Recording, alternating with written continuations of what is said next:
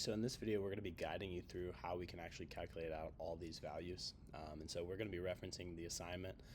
First thing that we want to end up doing is calculating the 5-number summary. And so we have this data, right, that we ended up collecting from printer 1. We ended up looking at the height overall of all their parts and then also the diameter overall of all the parts. Now, as we can see, there's some deviation between each of the values, right? Which maybe in some cases that's okay. In other cases where this part needs to be pretty accurately machined out, it could be a bad thing, right? So what we're going to end up doing is we're going to look at this data and we're going to look at these separately. We're basically going to treat height as its own data set.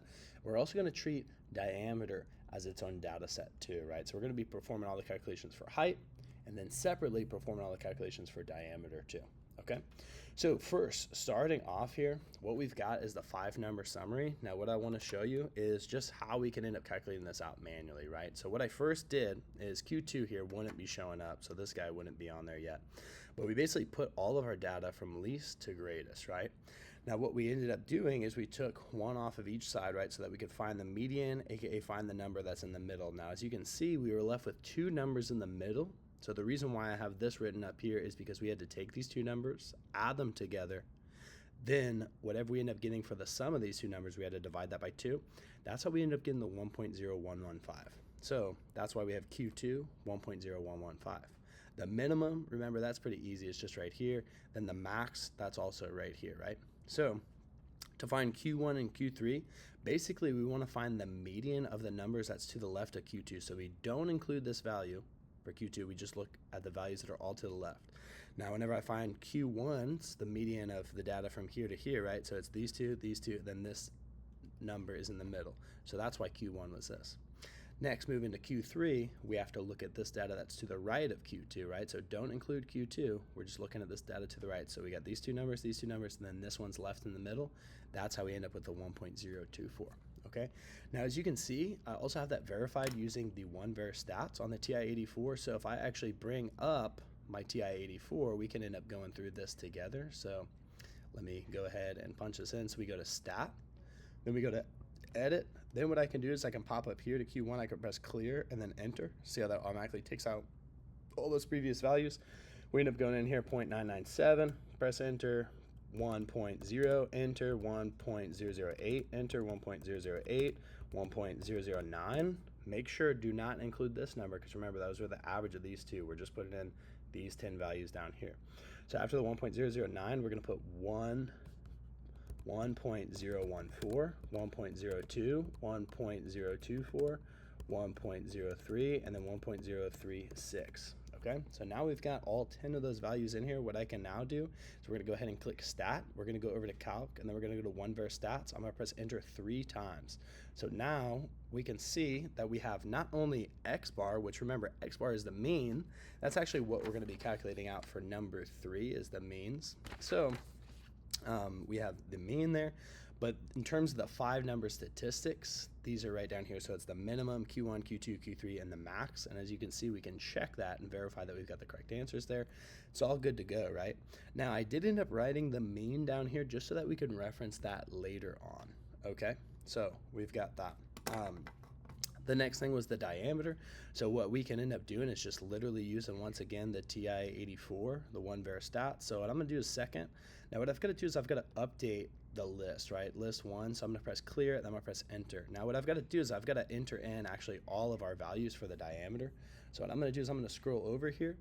Then I'm going to right click. I'm going to go to TI-84 calculator, and now I'm going to start putting in these values. So we've got on here 0.781, 0.789, 0.771, 0.793, 0.776, 0.782, 0.792, 0.783, 0.778, and then 0.809, enter. Now, what I can do, stat, we're going to go to calc, one-var stats, press enter 3 times, and then now you can end up seeing all of our data here for the diameter. And so what I ended up doing is I wrote down our minimum, I wrote down Q1, Q2, Q3, and then the max, so all these values.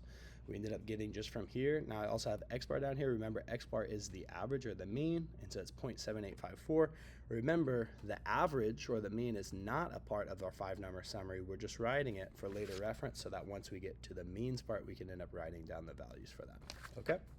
Nice. So now what we've got next is the upper and lower fence calculations, and so that's number 2. So for the height, we can go ahead and calculate this out, right? And then for the diameter, it's also going to be separate. Now, what we end up doing here is the IQR is equal to Q3 minus Q1. We always want to calculate that out first. So the Q3 of height, our height data, was 1.024.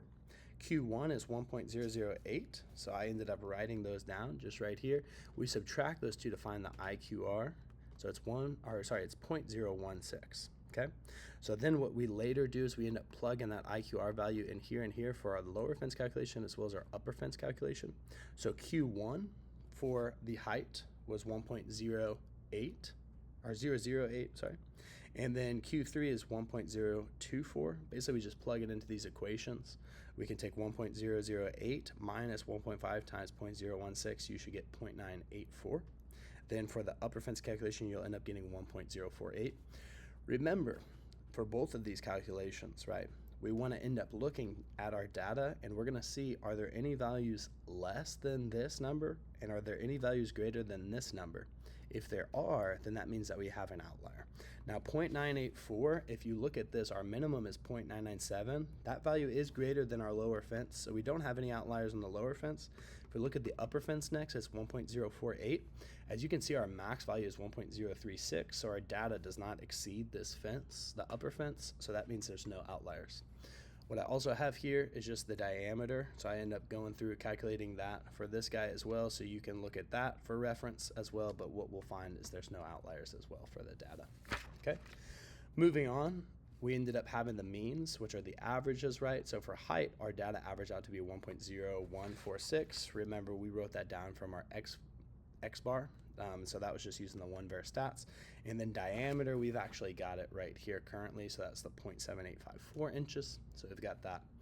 Next is number 4, the box plots. Now this can be a little bit challenging. What I highly suggest is doing this. You need to know where your box plot is going to start in terms of this number line and then where that number line is going to end. Now, as you can see, I started at 0.99 and I ended at 1.04.